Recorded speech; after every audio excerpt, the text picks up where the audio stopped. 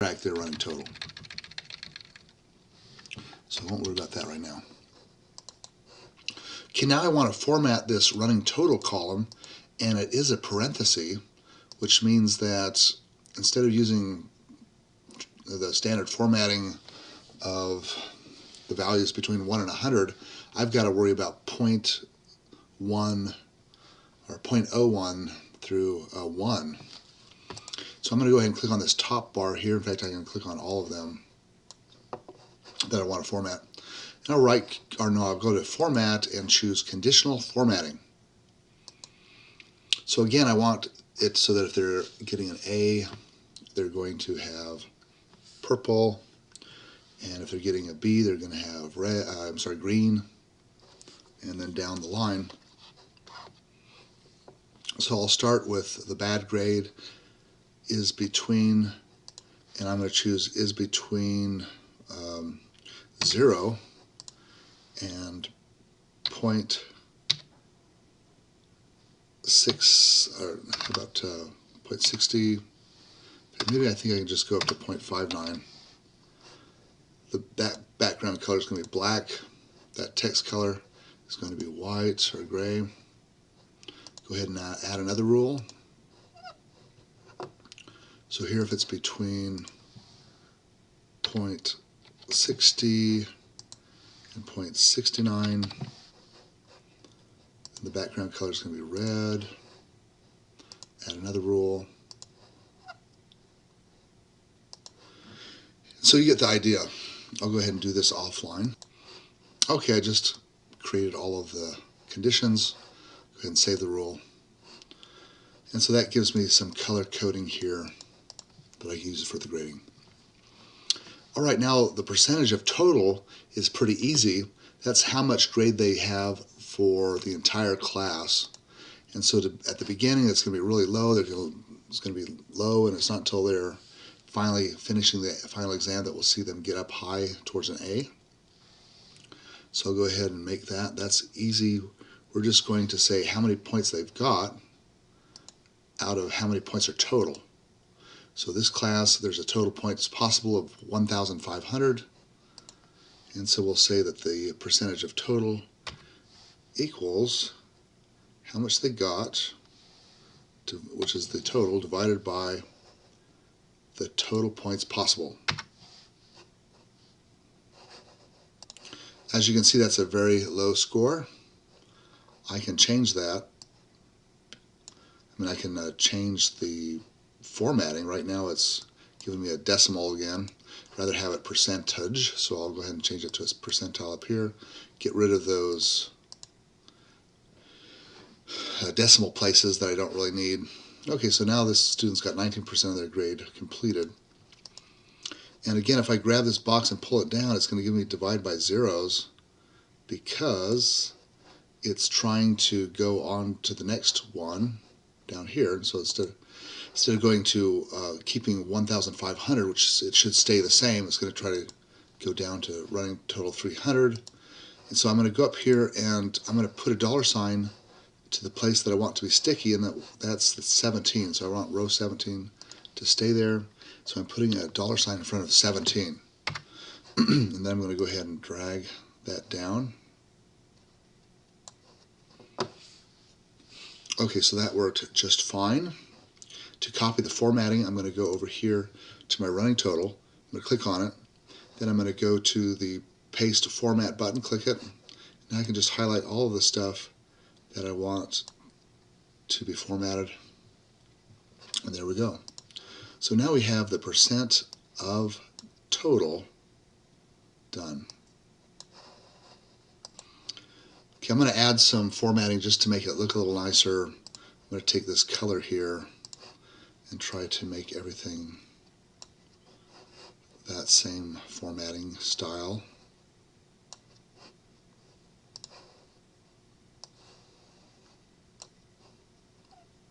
Oops, I don't know how I did that.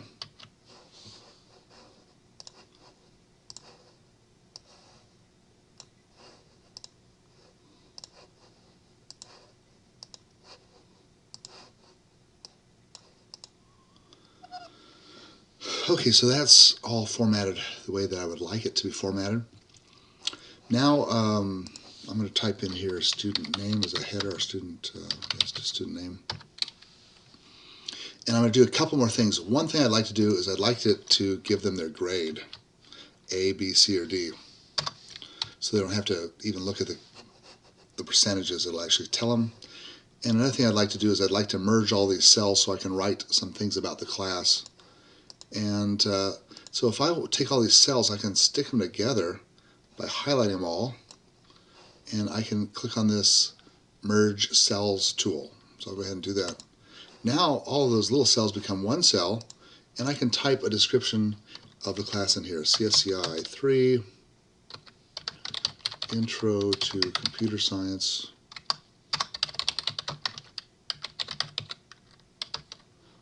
instructor Sean Worthington. I can make this bigger by going to the font. So right now it's font size 10. Change it to 12 or 14. And I can change that so that it's centered in that cell. I can change the background color to something nicer. Okay, so the last thing I want to do, besides maybe it might be nice to have some borders around things, but that's not terribly important. The last thing I want to do is just put a grade here.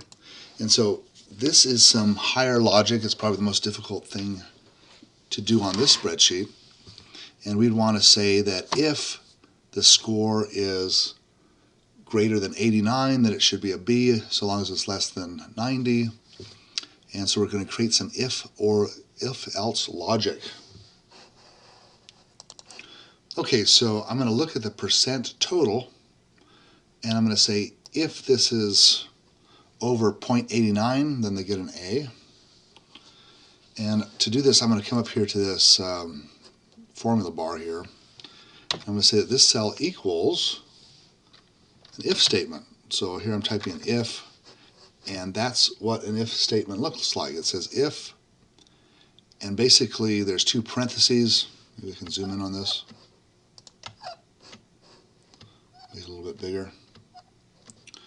Okay, so the way that an if statement works, in fact it was popping up to help me, but it's getting in my way, so that's not much help at all.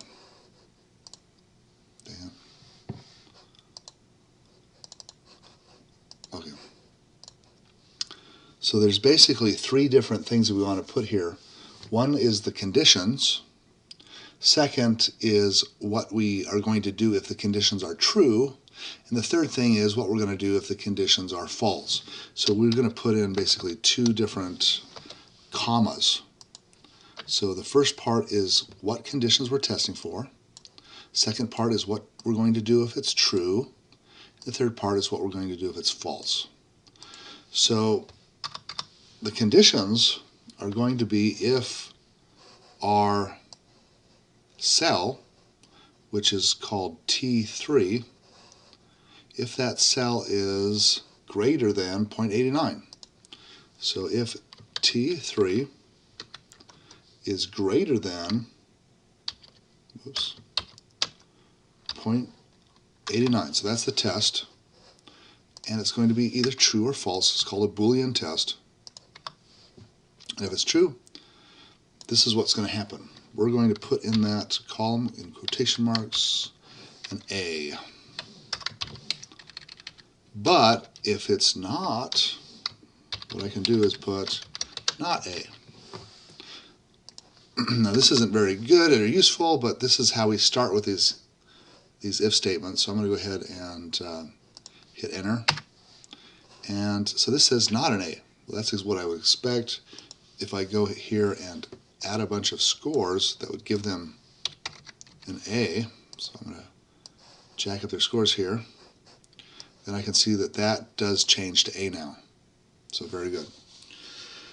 But we don't want it to say A or not an A. What we have to do is we have to nest some if statements. So I'm going to say if, okay, if it's not an A, then I want it to check again and do another if statement.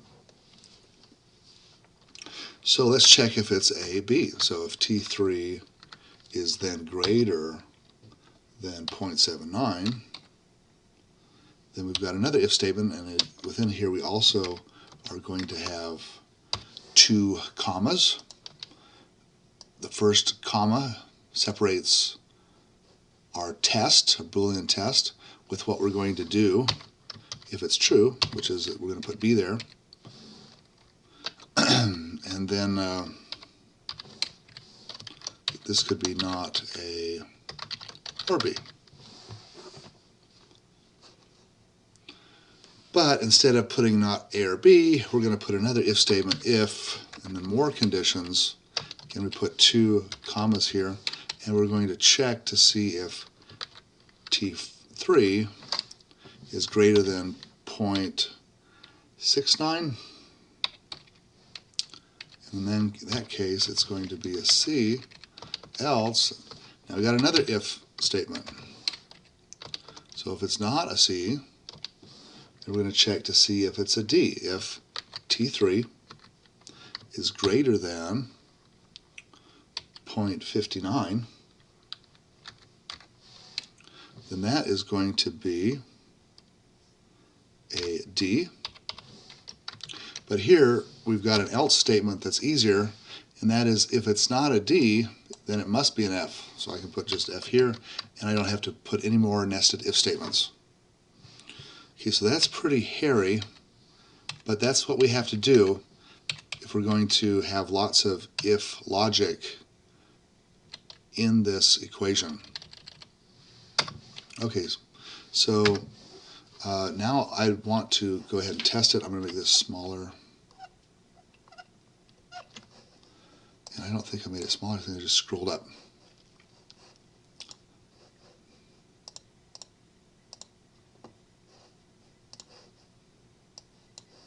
Okay, so now I'm going to change these scores so they're all 80 on top. And that changes to B, so that's good. Change it so it's 70.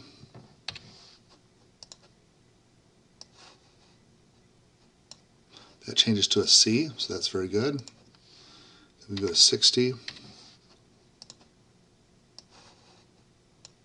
That changes to a D. And then 1 point below that is 59. That should be an F.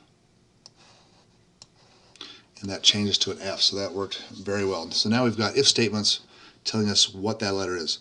I can now just drag this box down so that it affects all of the rows that I'm concerned with.